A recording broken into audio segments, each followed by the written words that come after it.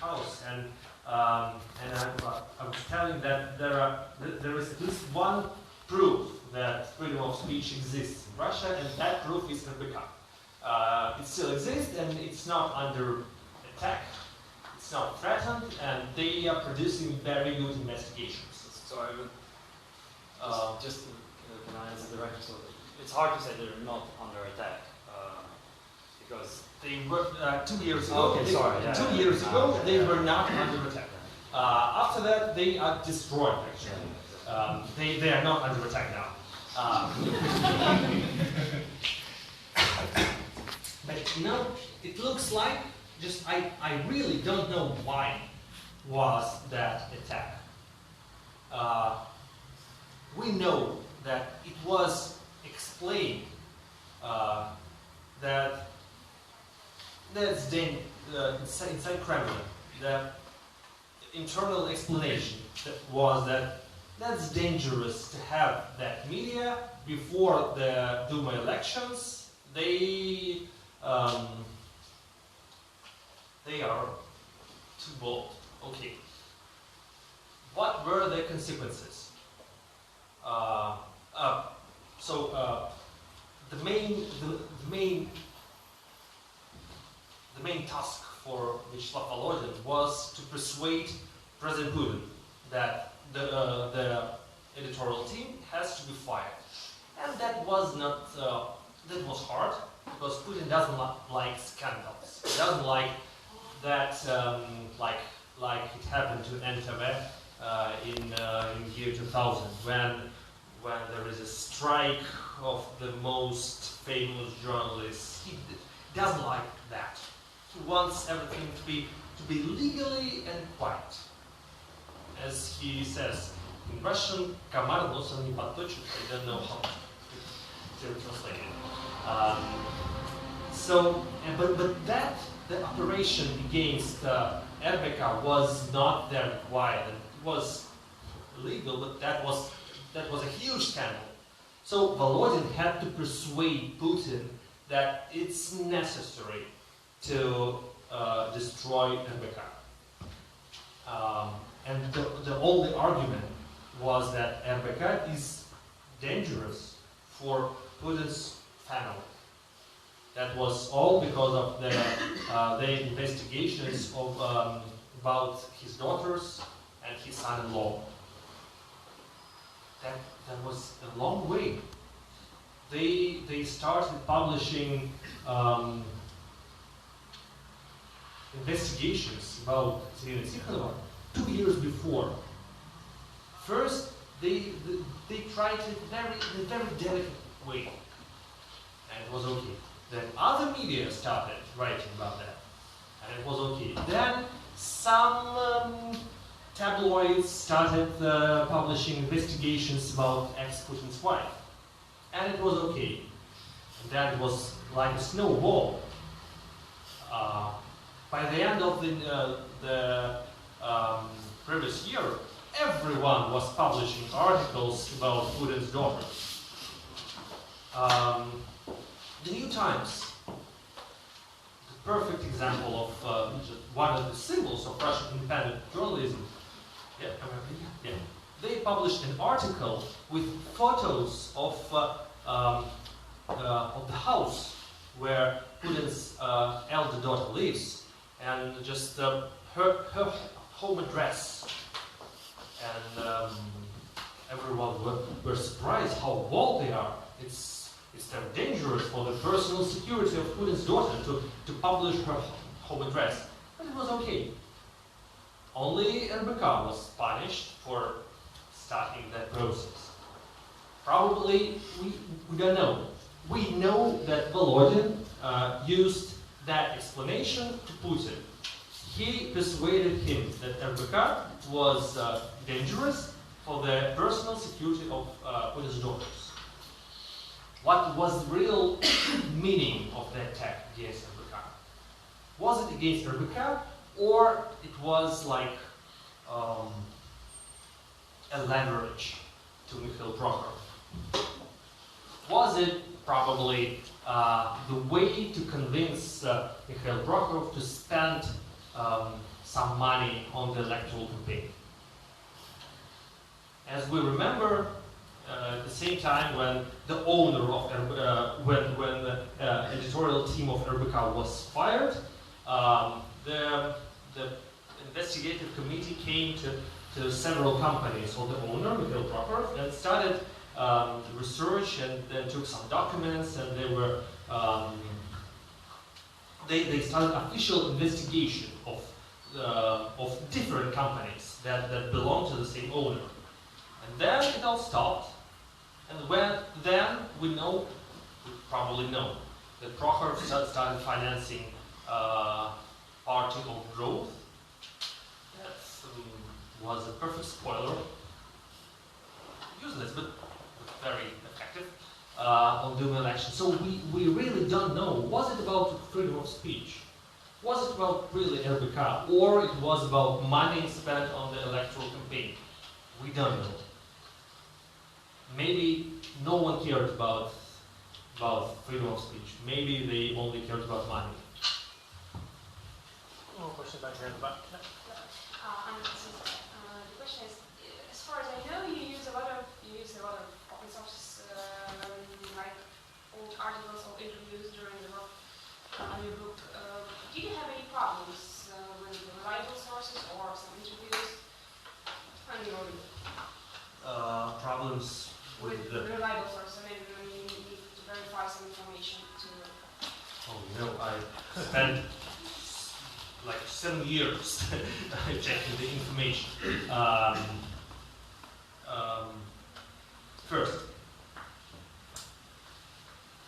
First, like in year 2007, I started taking interviews. Then in year 2000, I would say 11 or maybe 12, I understood that many people, that all people are lying. I knew that before. But I had to, and I had an illusion that just comparing their lies, I would be able to learn something. But then I found that that was not enough, and so I had to read all the copies of two main newspapers, Kommersant and Ведомости, since 1999 till 2015.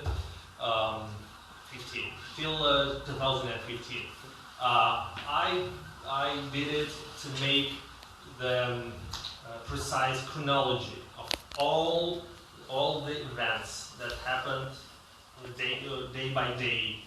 What happened in Kremlin, who met who said what. That was just a technical chronology. I had never published it.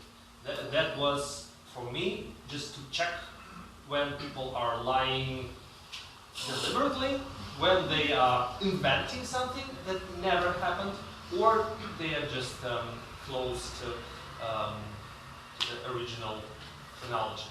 So yeah, I spent a lot of time to check the information. I spent many years just to ask the same questions from the same people. I tried to interview most of them more than once, if I could meet them 5 times or 5 times a year, I did that.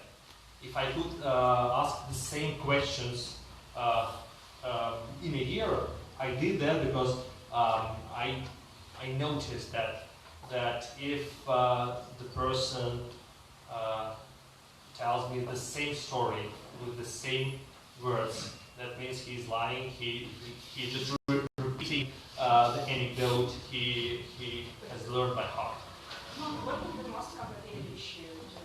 The most complicated story? The most, there was a very important source that very important source who made me just erase everything he told me. He just not everything, but I had one source. I trusted a lot, and he told me many very important things. But at the last very moment, he said, "No, you cannot mention me. You cannot quote me. We've never met. Just no, I'm going to be dead." So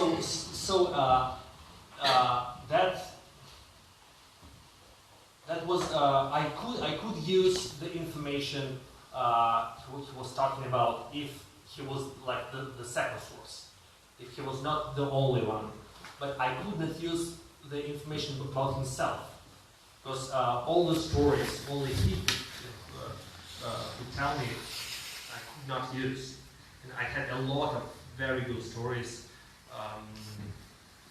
He promised me that that one day he's going to write his own book, and he'll share the royalties with me. But that's not true. We know. Picking up on that, one of the things that sort of kept coming to mind when I was reading the book, and thinking about it again for today's conversation, is the recent book by Julian Barnes, Shostakovich, The Noise of Time, which I think was just published in Russian, incidentally. Because, I mean, obviously, you know, yours is a work of history, right? Is a non-fiction book. He published his book specifically, as he said, as a work of fiction. Yet, I think you both engage in this effort of filling in the gaps in the material with your own intuition. I've never done that. There's My own intuition. No intuition, no guesswork in the book, there's conversations that you have to make a judgment, If I had to use my intuition, I asked about that my sources. Mm-hmm. That was a part of conversation. Your intuition is also present in which sources you trust and whether you decide to trust what they say. So Probably. I guess, you know, as we all look at, for those of us who, and it's probably include everybody in this room, who spend a lot of time looking at Russia, one of the things that Russia constantly forces us to do is to question our assumptions and to rethink whether we were right.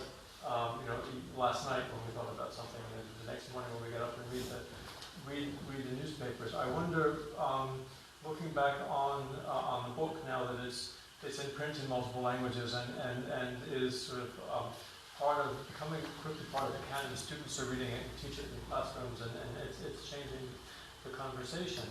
Are there parts of it that you would have done differently, or things that you're less sure about now than you were when you put the book to press? No, I've never read it after it was written. Probably. But, you know, I don't want to read it. And I think that everything's right. And generally, I told you before that there is one very big difference between the Russian version and English version, because I added one chapter. In Russian version there are 19 and 20 chapters in English. But I didn't want, and I do not want to add the last chapter to Russian version, because I think it's done, and I'm okay with it. And I never want to print, you know, monthly update. What has happened with all the Kremlin men this month? No, I think that the epoch, the era is over. Actually, probably now we are watching the beginning of the new period. Russian history. That could be called, put in the fourth, probably as Voloshin, Surkov, and Volodin used to be chief ideologists, chief policy strategists of free third the three first terms of Putin. Probably Kirilenko is going to be the fourth one. Who knows? We haven't seen anything. Probably, but nothing has impressed me so much that I felt disappointed and disillusioned with the book. I think it's pretty correct. So if we're arriving at the end of an era, right? Whatever comes next is something next, right? You said, we were talking earlier, that your next project is about 1917. Did we read something into that? I'm right in the process of writing the new book about 1917, so probably I won't disappoint you. And in half of year, at least by the end of 1917, I'll publish the new book, and it's going to be better Are we going to learn anything than about this one. Are we going to learn anything about Russia in 2017 from about 1917? Yes. What's the main difference between Russian journalism and Western journalism? Global, Western journalism. Usually, Western journalists are sometimes, at least I hope, that's my perception of Western journalism. Western journalists usually write about the future. Russian journalists always write about the past. Nobody in Russia writes about future technology, about science, about economic plans for the next decade. Because everyone knows there are no plans for the next decade. That's impossible to write about the future because who knows when Putin is going to leave. It's impossible to discuss it seriously. That's why everyone is focused very much about the past. And while we are exploring the past, we will learn a lot about our future. So that's my current task.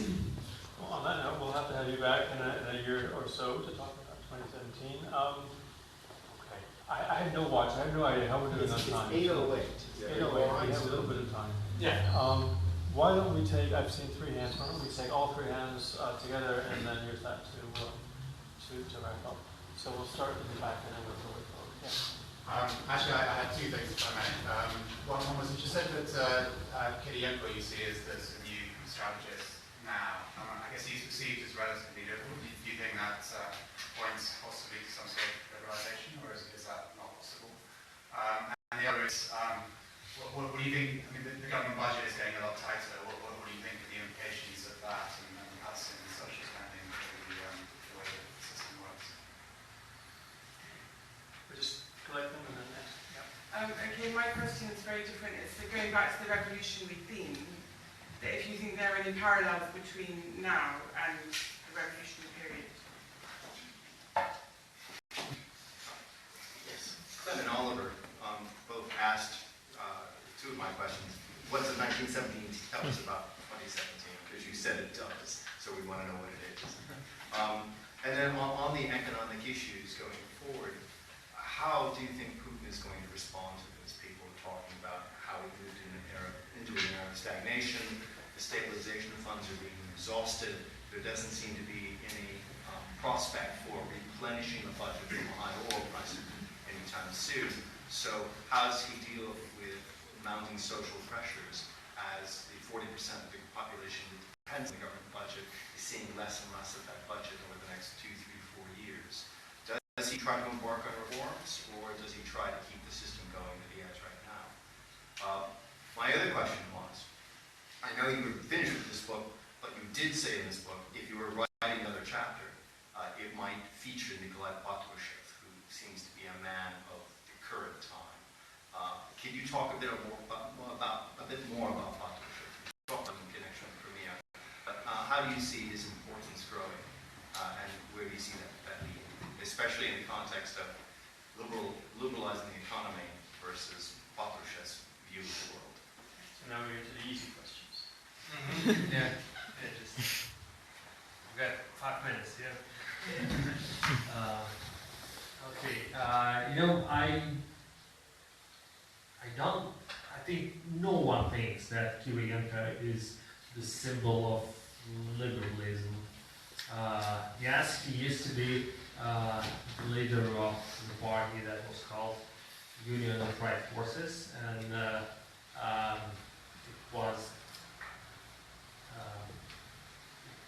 was the biggest success of Russian liberal parties in the history of Russian Duma elections, because the slogan of his campaign was "We want Kirienko in Duma and Putin for president." But that was like 15, 16 years ago. Now Kirienko looks like not like no friend of Boris Nemtsov. Now he resembles a lot another important character of my book, Mikhail, who used to be ex-Russian prime minister, and no one remembers him, although he used to be prime minister for 4 years, something. Many people don't even remember his face and his name. He was chosen because he was like very effective, was considered to be a very effective manager. That was a surprise for everyone, and that was very important for Putin, and that is very important now. He was distant from all the clans. He wasn't ambitious at all. He had an experience in different spheres, like in business, in diplomacy, in security services, and it was fit for the position. That's about Kirienko. Kirienko has never expressed any sign of being liberal or being anything.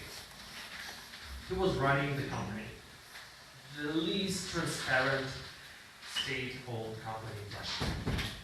The company that is very effective. He's been selling nuclear plants, and he was building nuclear plant in Iran and in some places.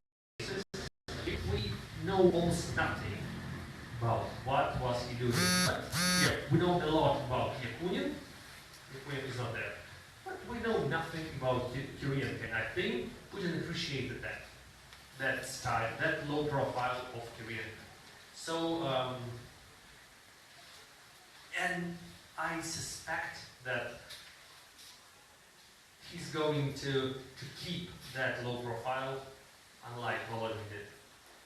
He's going to be the same guy as he used to be all these 15 years. We won't hear a lot from him. Speaking about new style and new conditions of Russian economy, reforms. They always, as I mentioned, most of people within the Russian government are supposed to be liberals. They were born in that Yeltsin spirit, in Yeltsin's team, in some of them in Zygar's team. They are supposed to be liberals. And yes, they, from time to time, are discussing the thirst for reforms, that Russia needs reforms. Even liberals, even the most bold liberals, distinguish that we don't need political reforms. So that elections, freedom of speech, that's not the right time. First, property rights. That's important for the economy. We need our businessmen not to leave the country, not to immigrate to any other countries as well. Yes, we need judiciary system. We need better police, but we don't need freedom of speech. Who cares about that? That's useless. We don't need free elections. That's useless. That won't help our economy. So that's the liberal attitude. I would say the conservative attitude is a bit more conservative. But it's according to the same perception, it's difficult to start profound reforms because that's very dangerous geopolitical situation. Russia is at war, actually. Somebody like Mikhail call it Third World War, or the Second Cold War, or whatever you like. So we should wait until the end of the war and then start the reforms. That's exactly what was the most popular idea 100 years ago. We should wait until the world war stops, and then, after that, we're going to start reforms, some liberalization. The second thing that resembles what was happening 100 years ago is the total and mutual distrust between middle class and the authorities. Total mutual suspicion. Everyone suspects the other side that they are criminals and traitors. Authorities are just the bureaucratic part of Russian society is absolutely sure that the middle class betrayed Russia. That's very, there is a symbol of that thought in current Russian parliament. The new star of Russian political system, her name is Natalia Poklonskaya. She used to be the prosecutor of Crimea, and now she is the member of the parliament. And she has given a brilliant interview, something like last week, blaming the young generation of Russians for betraying Russian values and choosing hot dogs instead. But that's very symbolic. And at the same time, middle class is absolutely sure that the majority of the population, including all the bureaucrats, they are crooks, they are criminals, they are insane, and they are murderers. They are planning some kind of 1937. And everyone is speaking about 1937. That's some kind of mutual paranoia. That looks like 100 years ago. But that's it. Russia is not coming to the new revolution, for sure, unlike 100 years ago. Today's history is going to be, I think, it's going to be longer than in 1917. And the tough economic situation is not the social pressure on the government. The government still feels rather relaxed. I would say that the future of the World Cup in 2018 is much more important issue than the economic crisis. Because that looks for many people really important to keep the World Cup in Russia and just to keep the enthusiasm of the population. Because that's important for the ideology.